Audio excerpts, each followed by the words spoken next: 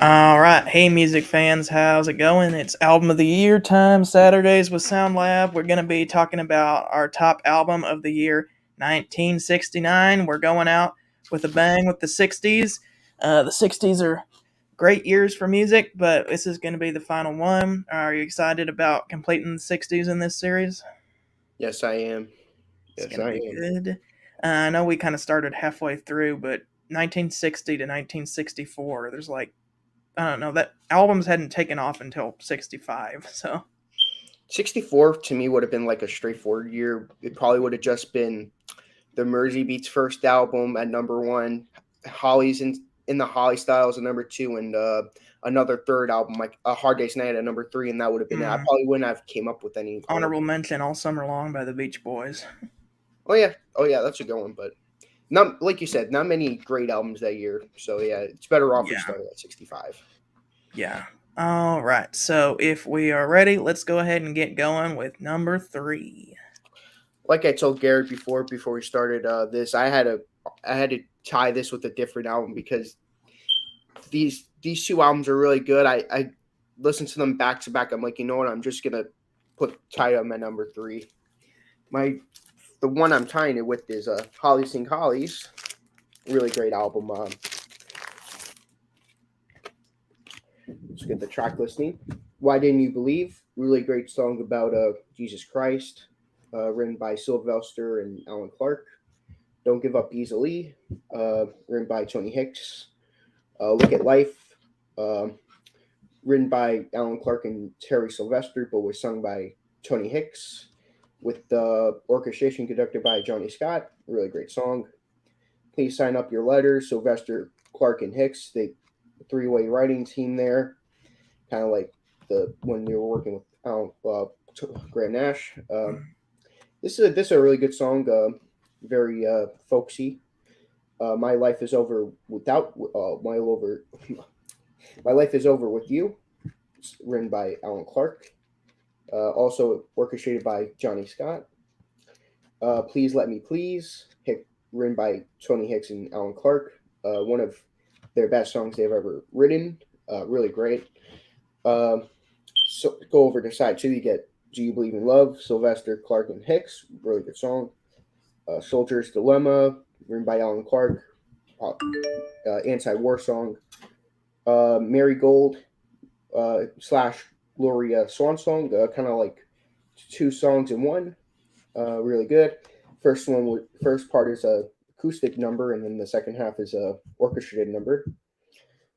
You Love Cause You Like It. What another great song by them, written by Sylvester and Alan Clark.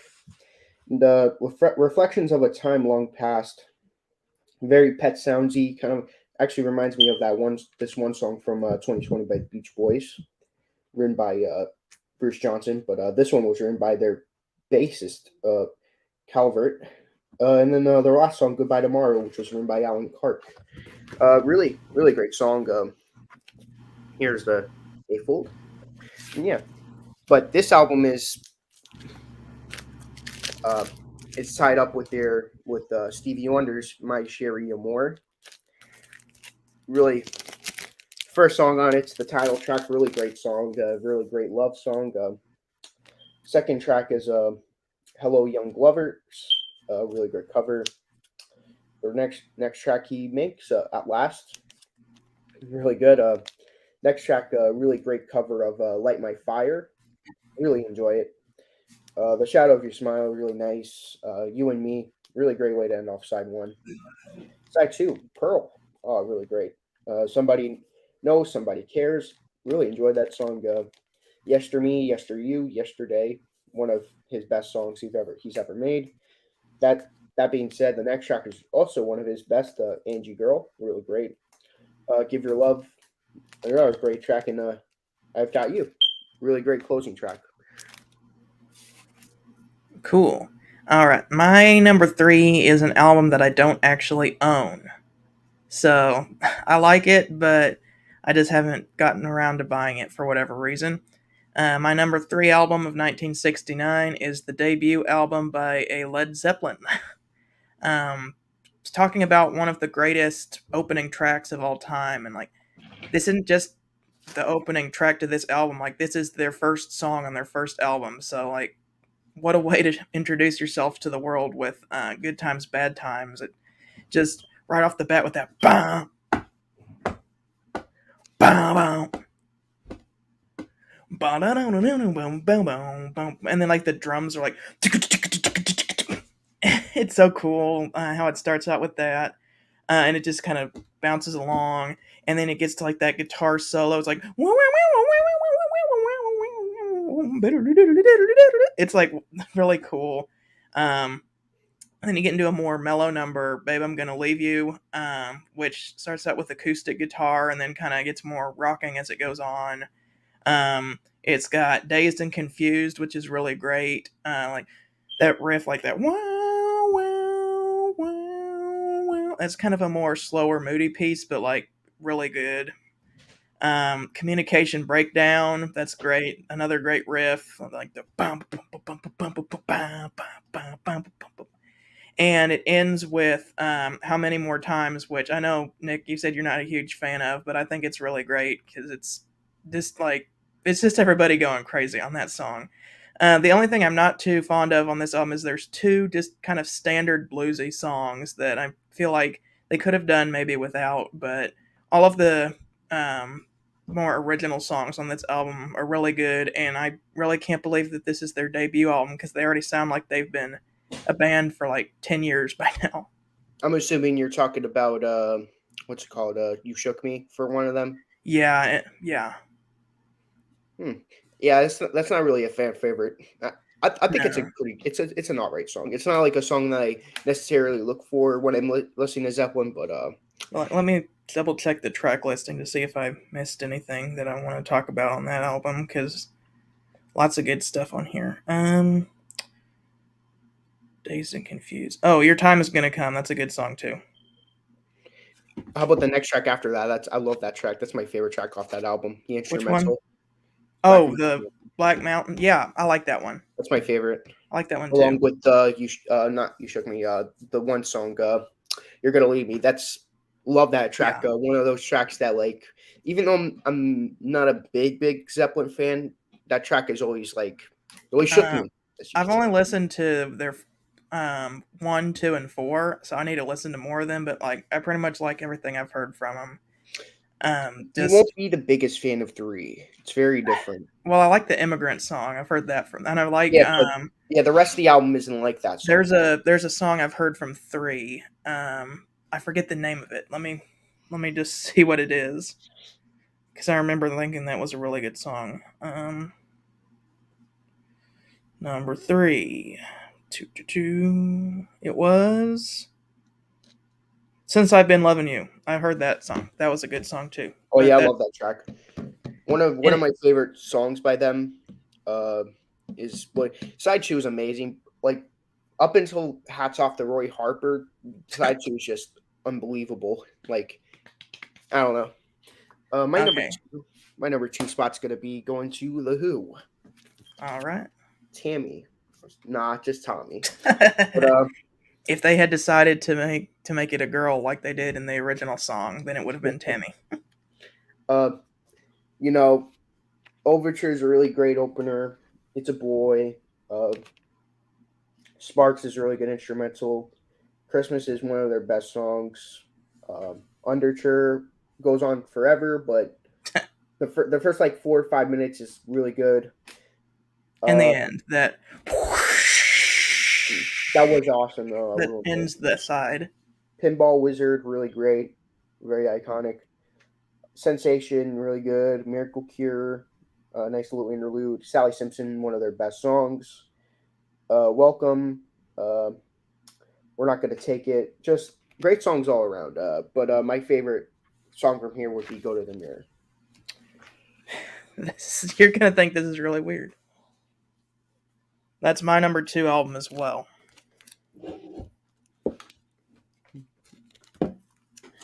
It starts okay. So like, wow, what do you say about this? I heard this album on streamed it. I was going through their discography, And I got to this album and I heard this was going to be one of their big albums. I heard it was like a concept story album. And so, yes, you do.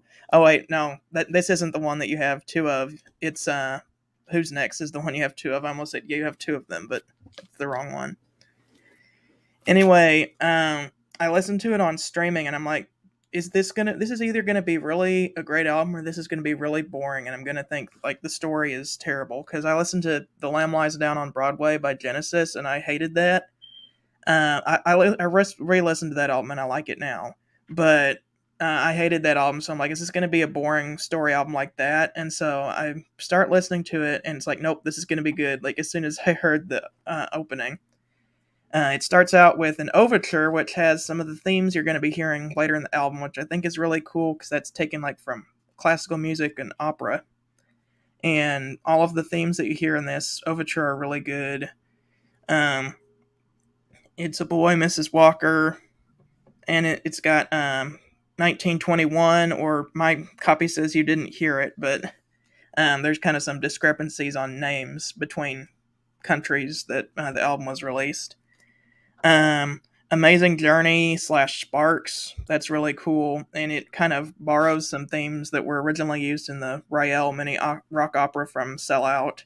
The boom boom boom boom boom boom boom boom, and the boom, boom, boom, boom, and the bass goes boo doo doo doo, boom, boom. Yeah, that those themes were borrowed from there, but honestly, I don't mind that. I think it adds to this album's atmosphere. Um, Eyesight to the Blind, which was later covered by Eric Clapton for the movie version of this. Christmas is really good.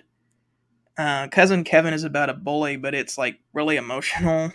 Um, yeah, Underture kind of goes on for way too long, but then when you hit that cymbal crash at the end, it's like, was it worth it to hear that really cool ba ba ba? And of course, it's got Pinball Wizard on it, which is a really great song. The acoustic guitar is really great. And I like how the acoustic guitar is in the right channel, and then like just the electric guitar comes in really big in the left channel. It's like boom, boom. My favorite song on here is actually, and I would agree with Nick, it's "Go to the Mirror." I like this song since I heard the theme of it played in the overture at the beginning. I just heard the boom boom boom boom boom boom boom boom, and the French horn went boom boom boom boom. There's a Oh part of yes, it that yes, Jason, I see your comment. That's why I skipped talking about that song. But anyway, like it played that. there's a part of the overture that there's like a melody that like never gets played on the actual album. I forgot what it was What though. was it? I think it was like Huh. I forgot. I remember we were talking about it at some point. Like, oh yeah, there's this melody that was on it that was never like there was never like a real song that came out of that. Like unlike Really? the other songs that came out of like some of the melodies off of that song. Huh. That's interesting. Anyway, this song also introduced. Well, it's kind of like the second time you hear this, because I think the first time was in Christmas. But Oh there's yeah, this. dun, dun, dun, dun, dun, dun, dun, dun, dun, dun, dun, dun. Oh no, that's bum bum bum. We're not gonna take it, but bum bum bum Oh bum yeah. bum bum. That is a melody used in it. Okay. But anyway, like there's this theme called "See Me, Feel Me" that's like used 3 or 4 times throughout this album. That's always like really emotional whenever they use it, and it's used as the chorus of this song "Go to the Mirror." And I think that's really cool. And then the bridge is like listening to you, boom, boom, do do, and it just like, wow, this is really cool.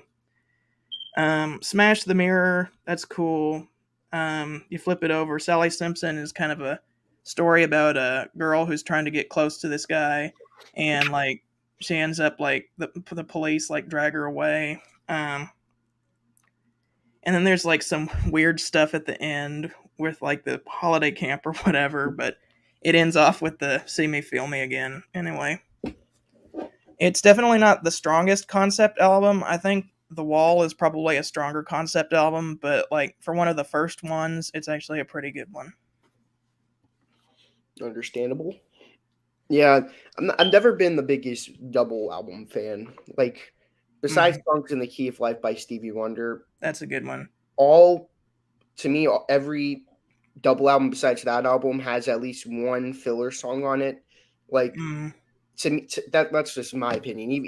Even Stevie Wonder's follow up album, which was also a double album, Journey Through the Secret Life of Plants, even he yeah. was like guilty of having like a few filler songs on that album, but Well, I think that album was supposed to be a soundtrack to a movie.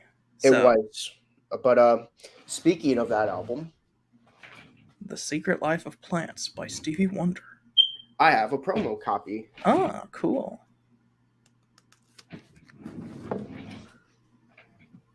But anyways, I just wanted to say that the White Album, London Calling by the Clash, like to me, I've never besides Songs in the Key of Life, I haven't come across an album that doesn't have at least one song that to me was like, yeah, this is good, but I don't really not crazy about it. And who's to blame? A lot of them because it's a double album. It's like two records in I one. can think of two double albums that would probably make my album of the year, like number one, but that's about it. Yeah. Although Bob Dylan Blonde on Blonde was an honorable mention for 66. Well, it's time for my honorable mentions. The Soft Parade by the Doors. Uh, this one has the Touch Me single. Really Mm, good. But to me, the rest of the songs are way better than that song. Tell All the People, great anti-war song. Sherman's Blues, really nice blues track. Do It, pretty fun song. Well, actually, Easy Ride's a fun song. Do It's a pretty good song. Wild Child, incredible song. Running Blue, about Otis Blue, Otis Running or whatever. I forgot his name. But they were going. Yeah, I remember them hearing about him dying, and their I think it's their guitarist that wrote the song about it. Something Krieger. Sorry for Doors fans who know his name. Wishful Sinful, easily one of their best songs they've ever made. Probably my favorite song by them. And then the title track, "The Soft Parade," "Let the proposition be known that we will petition the Lord with prayer." Uh, "Sweet Caroline" by Neil Diamond. ba, ba, ba. Uh, really great title track. The title track's amazing. Everyone knows it. The rest of the album's really good. Brother Love's "Traveling Salvation Show." I love that song. Dig In, really nice slow track after that. River Runs New Ground Plums, really weird title, but it's actually really good. Juliet, really nice slow song. Long Gone, really nice fun track. And then to end off side two, The Grass Won't Pay No Mind, really great song. Glory Road, really great. Deep in the Morning, really good. This whole album is just really good. Just there's just better albums of '69. That's Mm. about it. Um, the Monkees, Instant Replay. Um, They're the Looking Glass. Don't Listen to Linda. I Won't Be the Same Without Her. Just the Game. Me Without You. Don't Wait for Me. A very country-esque track by Nesmith. So I choose really good. You and I, While I Cry, Teardrop City, The Girl I Left Behind Me, A Man Without a Dream. Those five songs are amazing. And then you get Shorty Back Well, which is a kind of a throwaway song. It's good, but it's very not the best way to close an album. Dave D. Dozy Beaky Mick and Titch Together album. This is their last album they be recording music together. Uh, Below the Belt's really good. Love is a Drum, really good. First Time Loving. Bora Bora.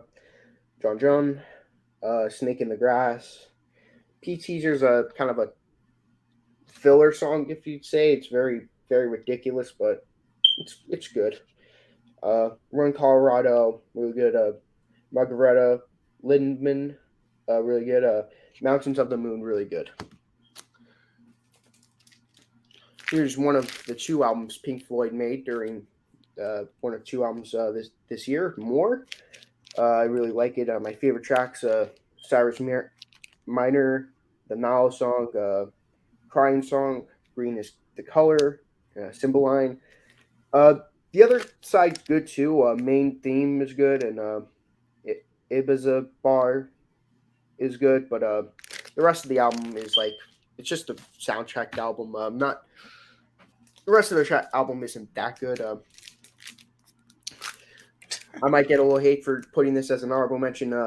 Umagumma by Pink Floyd. Really cool album cover though. How each member switches spots. Like David Gilmour is like in the seat, but then on this next picture he's like in the background at the very back right there, and then it just goes. It's like an infinite zoom. Several species of small furry animals gathered together in a cave, moving with a pick.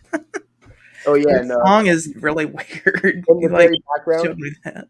actually, you could see their second album, "Saucer Full of Secrets." It's in Oh, the that's very cool. background if you could see it. Oh, cool. Yeah, that's only on original pressings. Every remaster changes it. I have a remastered version. The remaster probably has the GG album cover on it though. That got taken out Oh yeah, it got taken out on original pressings, because but of yeah, copyright it does have issues. the album cover. But yeah, it doesn't have the album cover. It just kind of repeats itself. Mm. But the first record is really good. You have them pretty much covering their live stuff. Well, they're pretty much covering their stuff, but live. Stormy Domain, Careful with That Axe, Eugene, and that ends off side one. Crazy two tracks, but they're just jamming out and they're doing it the best way they can. Jason, I'll answer your question as soon as Nick is done with his honorable mentions. Set the controls for the Heart of the Sun, really good. And A Stressful Full of Secrets. That track was great on the album it was on, but this track on the live version is just amazing. It's one of those tracks. If you're a Pink Floyd fan, it's like one of those albums. Well, if you're an early Pink Floyd fan, you have to listen for it for yourself to really understand how great it is. But then the second record is basically, well, what they did is each side, like they have like a section where it's just one band member doing the work. So the first track, first of four parts, it's just like a 4-part thing. It's Sisyphus. I think it was like a Roman god or whatever. I forgot. Oh, I think it was this Greek or some kind of mythology about a guy who got tortured, like he got punished where he had to push a rock up and down a hill every day, like repeatedly for the rest of his life. Yeah, this was Richard Wright's section of the album. First part is like kind of like an eerie, like dun dun dun. It's really good. The second part is basically Richard Wright just playing the piano. It's like the first section of it's like really nice, but then the second part is just him like banging on the keyboards, just being crazy. Third part is it's just noises, really. Not really crazy about part three, but part four is when it reminds me of Star So Full of Secrets, but like just him doing it, and I really like it. And towards the end of the part four, you basically hear the dun, dun, dun. Again. It's like going back to part one, and I really like it. But yeah, it's just side three featuring Richard Wright, and but to continue on side three, you get the Roger Waters section, which is the first one was Grim Chester Meadows, which is an incredible track. I really enjoy it. It's like Roger Waters on the acoustic guitar while there's like a bird chirping in the background. It's really nice, actually. It's like one of those songs that really relaxing. And then that song goes into several species of small furry animals gathered together, grooving with a pick. This was basically Roger Waters making animal sounds in the studio by himself, and like him like editing and all that. That was like it's hard to believe that the same person who made The Wall made this. It's then, funny because like you showed me that song recently, and I'm like, this is like so bad, but I actually kind of like it. It's like their Revolution 9, if Pretty I. much. But Roger Waters toward the end, Trey skipped it, but at the very end, you hear him whisper, "And the wind cried Mary," and then the side just ends, and I'm like, after all that crazy stuff with the hurricane, like him screaming Yeah, and all. when he was screaming, it's like up until then, it's like, is this the same band that made the wall? And then he was screaming, and I'm like, oh wait, hold on a second. If you don't eat your meat, you can't have any pudding. I'm like, yep, it's the same. But what makes it so funny is like at the very end, after all that craziness, you just hear him. If you ever do listen to the full track again and you don't skip the end, he's like, "And the wind cried Mary," and it just ends. That's Like interesting.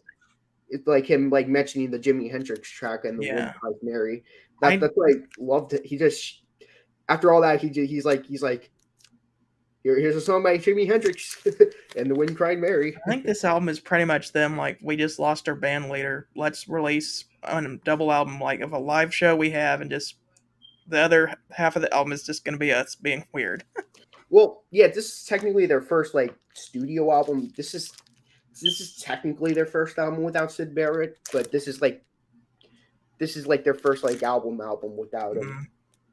Mm, And you reach over to side 4 and you get the David Gilmour stuff, and his stuff is the best stuff. It's really good. The Narrow Way Part 1's really good. The Narrow Way Part 2 is really good, and then the Narrow Way Part 3 is just after this stream we gotta listen to Part 3. It's really incredible. You listen to it and you're like, wow, like you have all this crazy stuff, and then you have this like very great track, and you're just like, wow. Well, I think the whole album's really good. Besides that, well, like you said, it's really bad. It's good the several species thing, oh, but it's good for a laugh.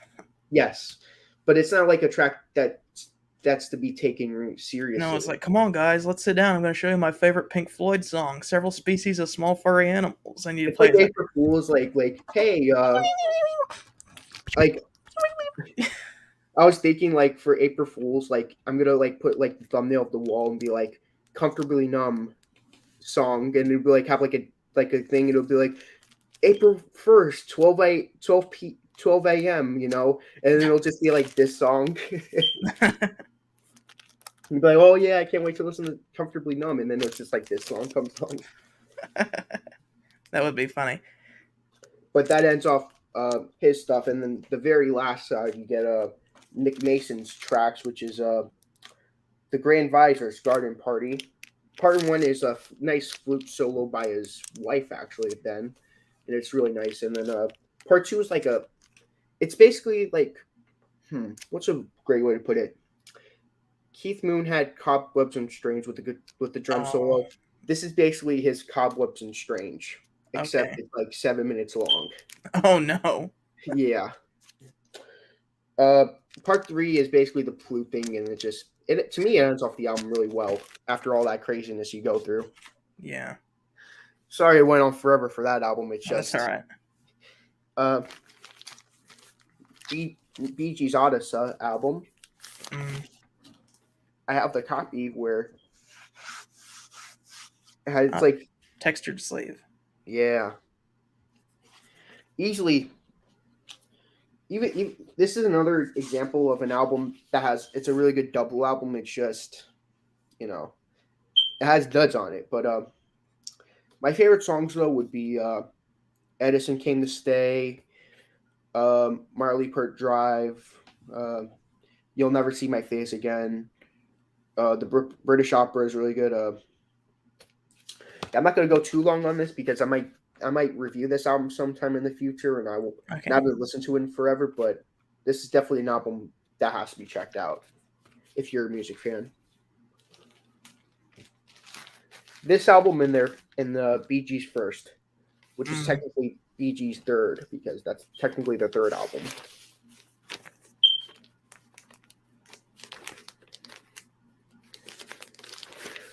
My other honorable mention, and I guarantee Garrett's going to put it as his honorable mentions, Let It Bleed. What, children? It's just a shot away. It's just a shot away. That song's amazing. That opens it up really well. Um, even though that's probably like the only song that Jeremy really cares about the Stones, like, in terms of like other like that. I don't know. He's gonna like some of their later out. In fact, you know what's interesting is he doesn't hate all British invasion. He suggested we do Kinks Village Green Preservation Society himself. So Oh, it's just he didn't like Out of Our Head. I honestly rethinking it, I probably should have given Out of Our Heads at least a 7.5 because I actually really like it. yeah. When you guys were going through and you're like, yeah, I don't. They were both like, I don't like Hitchhike. I'm like, and then they're like, Well, last time's all right, and at I'm least like, at least Joseph was like, yeah, it's not my favorite, but I'll at least give it a 6 out of 10. Like Jeremy's like, I don't like this as a 3 out of 10. I'm like, dude, it's got Satisfaction on it. That at least would make it a 5 out of 10 just from that song alone. Anyway, yeah, I actually do agree. Love in Vain's really good. Midnight Rambler is a great, really good song though. all right. Jason has a few questions. Do you mind if we answer those real quick before we get back to honorable mentions? Sure. Okay. His first question, let me pull it up. Yep. All right, he wants to know if we like to complete artists' entire discographies because he is like, how do you guys have so many albums? I'm a completionist. If if I really dig the band and I know a lot of their albums and it's on vinyl, I usually like to buy all of them. But in this case, I'm planning on buying every single British Invasion album that's on Wikipedia. That's on vinyl. I have like over 100 albums left to go, so yeah. Wow. Yeah, he has a lot more albums than me. I've only got about close to 200 now in like my entire collection. But for me, I listen to an artist's entire discography on streaming. Streaming is it's like my library card because like I know I don't own that music. I'm just like checking it out, so to speak. So, like, I'll listen to an artist's entire discography, one album at a time, and then for that month, I'll buy all the albums in that discography that I liked. Um, like with Credence, I have everything up until Pendulum because I don't want to buy Mardi Gras because even though I'm kind of a completionist, I'm not gonna buy that album. Or like with the Beatles, I do have all their albums because I liked all their albums. So it really depends on the artist because if I really like an artist, I'll get all their albums just to say I have all their albums. But then if I don't like all their albums, I'll just get the ones that I like. And then he had one more. You guys are like an encyclopedia of information. Where do you guys get all your knowledge? For me, honestly, whenever I like an album, I do research watching YouTube videos and Googling stuff about that album because I want to know like information about behind the album. So that's kind of where I get all my information and stuff. Me too, honestly. I usually sometimes I look through the comments and they're like, "Oh yeah, fun fact, this and that." I'm like, "Oh, that's a pretty fun fact." Good actually. Sometimes the facts seem a little too outrageous, so I'm like, "Yeah, I got this from a comment, but I'm not too entirely sure if this is entirely true." So Mm. yeah, Yeah, like I saw that in the comments for Only a Fool Would Say That by Steely Dan about how like it was written in response to John Lennon's Imagine. I'm like, is it really? Or is that just like and like a bunch of people were commenting that. I'm like, interesting. Like so when I made the Steely Dan album review, I'd said like it may or may not be true. So yeah. Never believe everyone because sometimes it could end up screwing you over. no, You're don't like, believe that's everything not you read. true. Like, what are you talking about? And you're like, oh, okay. Uh, Holly Singh Dillon, as Alan Clark would later say, he basically felt this was just him just singing, like reading his lyrics. He didn't feel like this album was good enough, but back then they thought it was good enough. And uh, this album was the first to include their replacement of Graham Nash right here, Terry Sylvester. But Graham Nash hated this album. Like he didn't want anything to do with this album. They recorded "Blowing in the Wind" with Graham Nash well, it's on this album, but it's not the one with him singing on it. Uh, Probably is, but they probably blocked his vocals out because they didn't want anything to do with them because of that. But yeah, he's like, what is this rap pack bull crap? I don't want anything to do with this. I have a question. Is Yeah. there a Dylan sings Holly's album like she was a long cool woman in a black dress? Oh my god.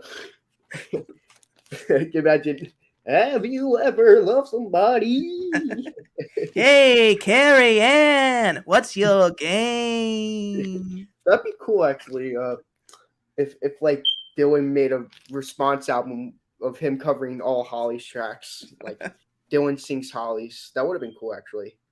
Um, this is the UK version. I'm usually a UK person. The UK version and the US version are the exact same. It's just I prefer the all white cover. I'm gonna show the US version. It's good. You got both of them. Not amazing.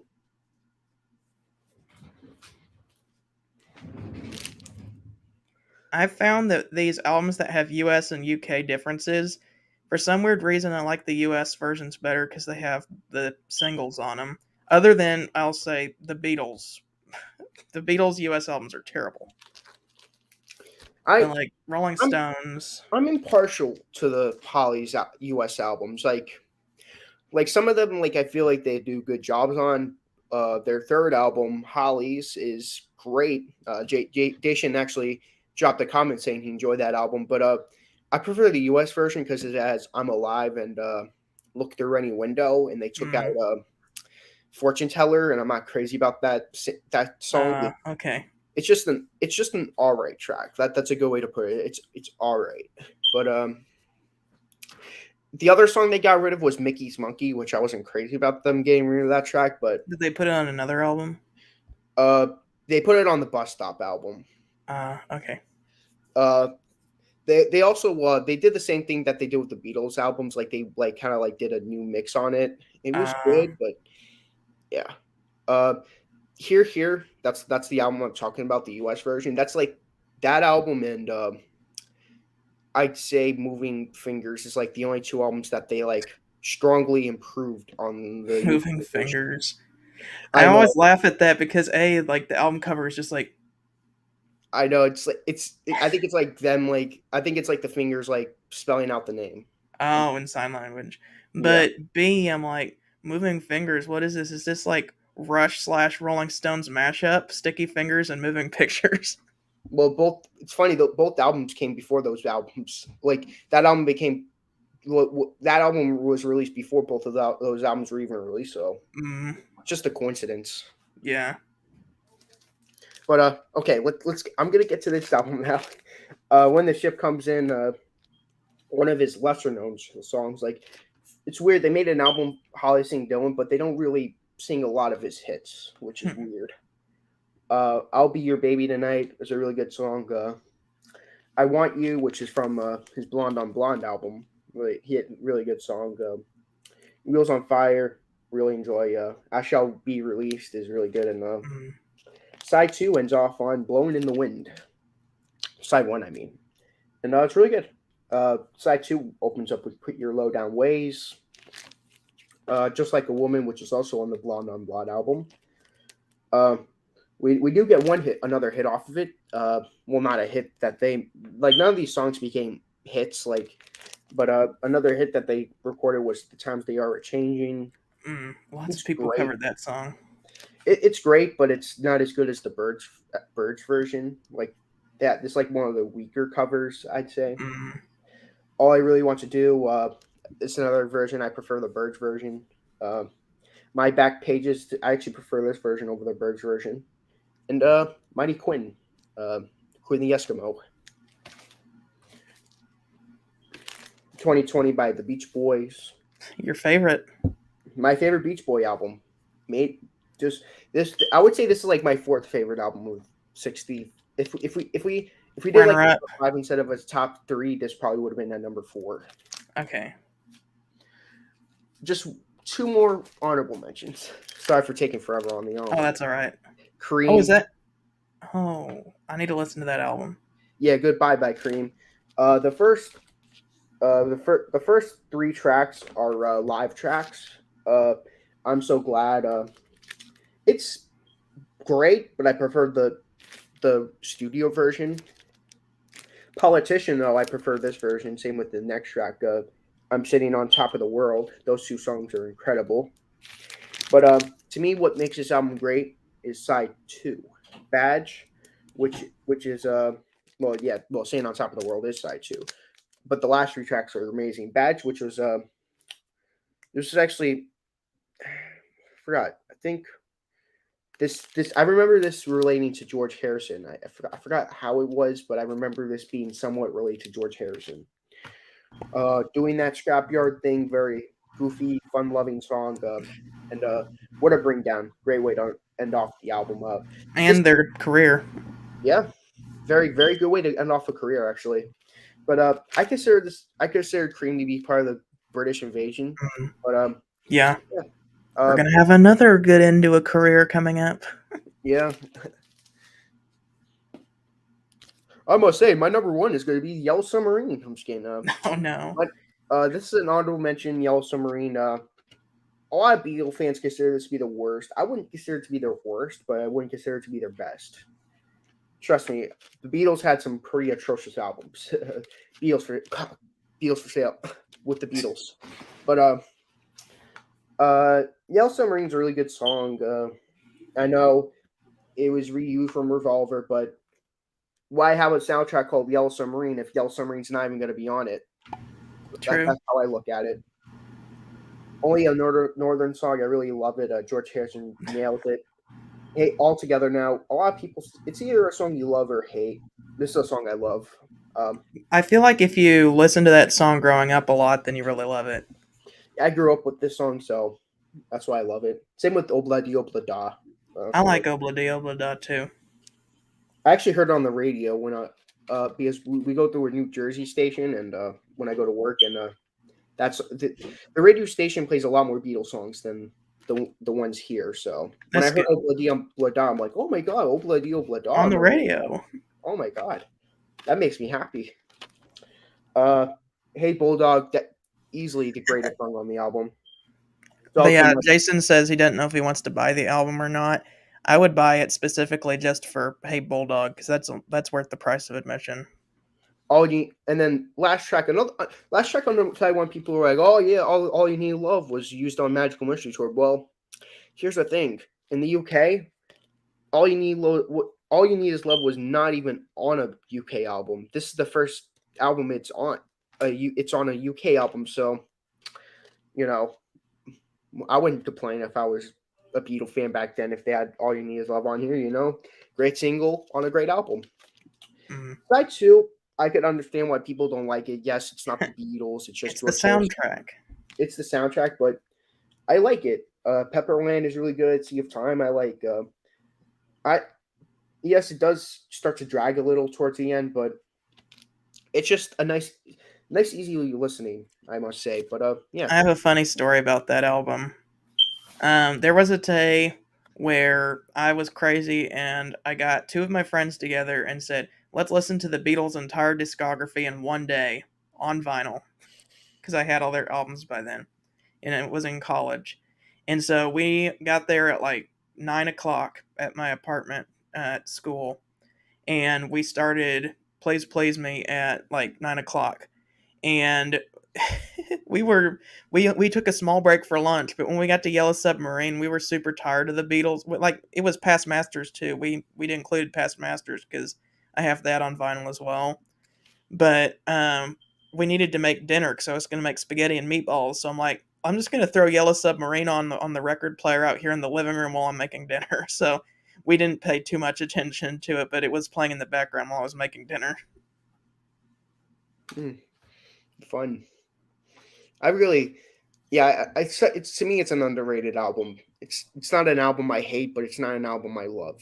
It's like an album that like if someone like had the record and was like, hey, anyone want to listen to a Beatles album? I'm like, sure. I was like, I only have Yellow Submarine. If you do you mind? I'm like, nah, I don't mind. You could still play it. But if it's like, hey, you want to listen to a Beatle album? I'm like, sure, why not? And they're like, how's Beatles for Sale sound? I'm like, no, Let's listen to something else. Hold on, that's my favorite album. Mark Butler coming out right there. That was my favorite. Anyway, what's your last honorable mention? No, that's it. Oh, okay. El Submarine was my last. All right. I'm actually going to show some of my honorable mentions. Oh yeah, I actually do have one more. Author, something British. Follow the British Empire, blah, blah, blah. Yeah, by the Kinks. Etc., etc. Okay, you could go now. Oh, Jason says he's considered listening to all the Beatles albums in one day. From somebody who has done it before, it's a fun thing to try once, like to do with your friends if you have like a day, because we did it on like a Saturday, a day where you don't have a lot to do. It's fun to do once, but we started at 9 and we were done at like 11 o'clock at night. And we only took an hour break for lunch and an hour break for dinner while Yellow Submarine was playing. So it took a very long time. Yeah, it would be really hard to do that with the Rolling Stones. You would have to like do it. Oh no, you can't do that with the Stones. Their discography is probably longer than 24 hours. Well, here's the thing though, is that with the Stones, you would have to like. To me, how I would do it is I would like start at like one point, and then I would like go all the way until like one part, and then the next day I'll just continue one. Okay. All right. My honorable mentions: Chicago Transit Authority. I really like Chicago. They got a great jazzy sound. It's like blues, jazz, rock. It's basically a rock band with horns. Starts off really good with introduction. Does anybody really know what time it is? Is great. Beginnings, question 67 and 68. Poem 58. South California Purples. There's another one that I'm forgetting that's really good. It'll come to me later. I'm a Man, really good. Listen, that's the one I'm thinking of. Really good. The only thing I really don't like about this album is freeform guitar, which I like crazy guitar solos, but this is not a crazy guitar solo. Terry Kath is an amazing player, and listen to all the other great songs on this album, and his guitar is amazing. But this is him messing around with feedback in the studio, and he didn't even know he was being recorded. And the song is like 6 minutes long, and it's 6 minutes of just.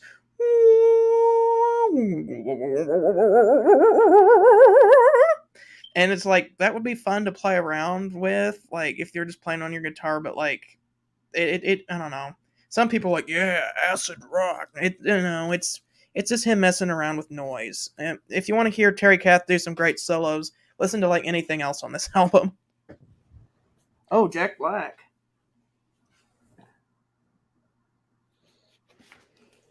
Jack Black said he listened to all the Led Zeppelin albums in one day. That's interesting. That would be a lot more doable than the Beatles, because they only have like 7 or something like that, or 9, something like that. All right, my next honorable mention: Creedence made 3 albums this year. I am so sad that none of them made my top 3, because I really wanted at least one of these to make the top 3 albums, but unfortunately, they're just going to have to be honorable mentions, even though Creedence is one of my favorite artists. Stay tuned for next week top albums of 1970, and I guarantee you Creedence will be in the top 3. Bayou Country, this is a really great album. It's got the hit Born on the Bayou. It's got the big hit Proud Mary, and the rest of this album is great too. We've got Green River. It's got Bad Moon Rising. It's got Lodi. It's got Green River. There's a place in New Jersey called Lodi. Tombstone Shadow, Wrote a Song for Everyone. Sinister Poipus. Yes, great album. This is probably my runner-up. This would have been 4th place for Album of the Year. Willie and the Poor Boys. Another great album. Down on the Corner. Fortunate Son, It Came Out of the Sky. Cotton Fields. Don't Look Now, It Ain't You or Me. The Midnight Special. Effigy. Great album. And, that's my number 1 album. Also, 2 albums I don't have, Led Zeppelin 2 and Rolling Stones' Let It Bleed. So. Okay. My number 1 spot is I put in the comment section that I actually I put them as my honorable mentions too. Those three albums, but my number one is going to be the Abbey Road album. Oh, that's a great album. This is going to be the only album of the Beatles that I'm going to be putting at number one. So, Joy While Last. Come Together is amazing. Something. Come together. Oh, Darling. Octopus's Garden. I Want You. Parentheses. She Is So Heavy.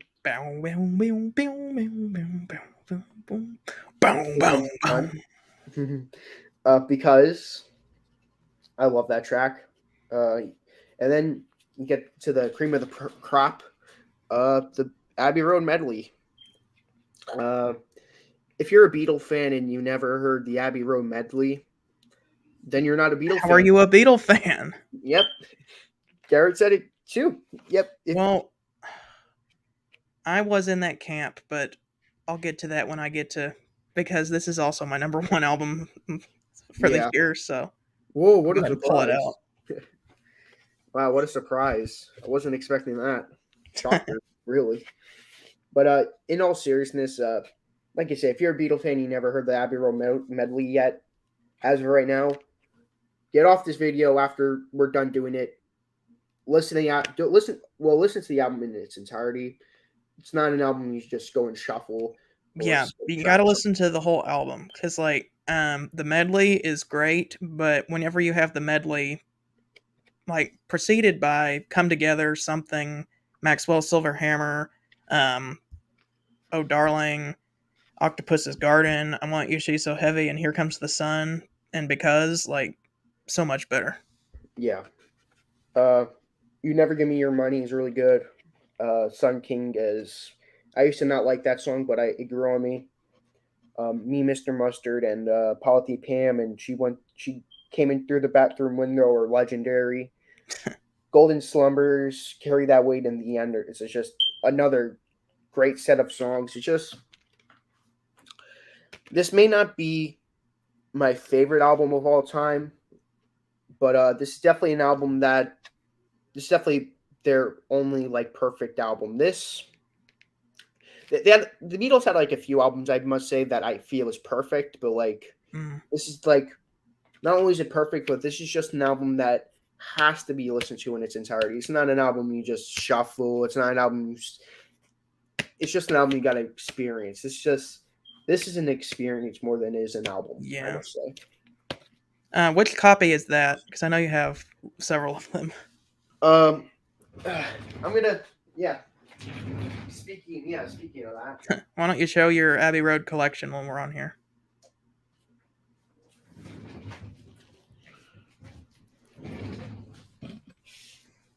I have a remastered copy. 2009. Yep. I have a anniversary collection. And I have another anniversary collection. Well, yeah, this. Just like outtakes and all that, but like, yeah. And well, actually, the one album, the first one I showed you is the anniversary, like 2020 or whatever. Oh, this the Giles Martin remaster. And this is the one I got from the box set I got, the 1970s. Oh, the UK. Yeah, that one's gonna sound really good.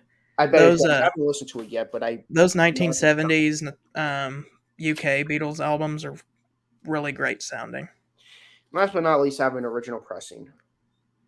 Apple label. What's up? Yeah. Apple label. Yep, Apple label. Okay, does it have Her Majesty listed or not? Let's check. Nope, it's not listed. Okay. So then it is an original one. Yeah. Briar's Music Showcase. Yeah, you missed most of it. We're on number one right now. But as soon as we get off, you can go watch the replay and see our favorite albums of 1969. But yeah, I have like 4 or 5 copies of this album. I have 5 copies of this album. Wow. I have. It goes to show how much I like this album. I have one. but this is an original UK copy. So, Yeah. this is also my number one album, Abbey Road. And Nick, I don't know, did you rewatch that live stream that I did with Briar last Sunday? I haven't. Okay, because what we decided to do is I went ahead and listed my top 35 favorite albums of all time on that stream. Okay. And Abbey Road was my number one album of all time. Yeah, I can imagine. That and This Sergeant Pepper's were probably like. Sergeant Pepper was number two. I'll go ahead and list my top five on this stream. Number one was Abbey Road. Number two was Sergeant Pepper. Number three was Pet Sounds. Number four was Out of the Blue by the Electric Light Orchestra. And number five was Boston, their debut album. Nice list. Nice list. And you can probably guess what number six was. Who's next? It was. And then I think Cosmo's Factory was after that. Yeah. Yeah, okay, now I remember my top 10. Cosmo's Factory was 7. And then I had, like, I think A Night at the Opera by Queen. Oh, wait, no, it was Moving Pictures, A Night at the Opera, and Asia. I think those are my top 10. Nice. Anyway, what can you say about this album other than how amazing it is? The first time I heard this album, I was like, wow. Because of that medley on the B side, really good. I had listened to the Beatles in like high school and middle school. Oh, yeah, Jason, I'll be sure to talk about that right before the stream ends. But I listened to the Beatles in middle school and high school on their Red and Blue albums, but I didn't listen to like any of their albums until I got Sgt. Pepper for my 17th birthday. And so a few years later, actually in 2020, I hadn't listened to any Beatles albums other than Sgt. Pepper until 2020. I listened to all of them in 2020, and Abbey Road was definitely the one that stood out to me the most. It's amazing. Starts off really well with Come Together, great song. Something is one of the most beautiful love songs of all time. I love the guitar solo in it. George Harrison really coming into his own as a songwriter. Maxwell's Silver Hammer is just goofy. I know some people don't like it, especially because it comes right after Something, but I think it's a fun song if you take it for what it is. Just a goofy song that's about a guy who murders people with a silver hammer. And then you get Oh Darling, which is one of Paul McCartney's best vocal performances. Octopus's Garden, Ringo's, I think the only song that Ringo wrote by himself, other than I think Don't Pass Me By. Correct. And then you get I Want You, She's So Heavy, John Lennon's really rockin' song, kind of switches time signatures. It's cool. And then also this wind blowing around at the end, which where they use an early use of synthesizer on this album. This is one of the first albums to ever use a synthesizer, but it's the Beatles, so of course they're going to get early access to this technology. You flip it over, you got Here Comes the Sun, which has been my alarm to wake up for I don't know how long. That's how I start my day every day, is my phone wakes me up with Here Comes the Sun. It's another great George Harrison song. And then Because, really great vocal harmonies. And of course, the Abbey Road medley, absolutely amazing. Probably some of the best music I've ever heard. You Never Give Me Your Money, really great. Just going all the way through the end, like Nick said, if you haven't listened to the medley, or if you haven't listened to the album, like after this stream, stop what you're doing and listen to the entire Abbey Road album, because it might be your favorite album too after listening to it. Anyway, that's just how amazing this album is. So that is our albums of the year for 1969. I had Led Zeppelin's debut album at number 3, Tommy by The Who at number 2, and number 1, of course, was Abbey Road by the Beatles. My top 3 was a tie between Stevie Wonder's My Sherry More and Hollis and Collies. My number 2 was Tommy, and my number 1 was Abbey Road. All right, now I'm just going to give you guys a little heads up as to what some of my next videos are going to be before we say bye. First off, today at 1 o'clock, I'm going to be appearing on somebody else's channel for the very first time, Jason the Old Millennial, somebody who has been, I don't want to say a patron because that kind of shows that like money or something, but he's been hanging around this channel for a long time. He's been on a few times, and we're going to be talking about the Electric Light Orchestra and our top 10 favorite songs from them. And so that's going to be really fun. Go check out Jason the Old Millennials channel, 1 o'clock today. Tomorrow, we are going to be back with our top 10 songs live streams with our top 10 songs from Steely Dan. And so that's going to be fun.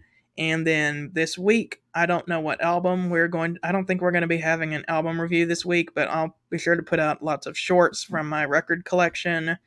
Kind of just showing off those albums, and maybe we'll get a trippy hippie video. Who knows? We'll see. I'll try to put out something fun for you guys this week. But anyway, thank you for watching, and we will see you later. Adios.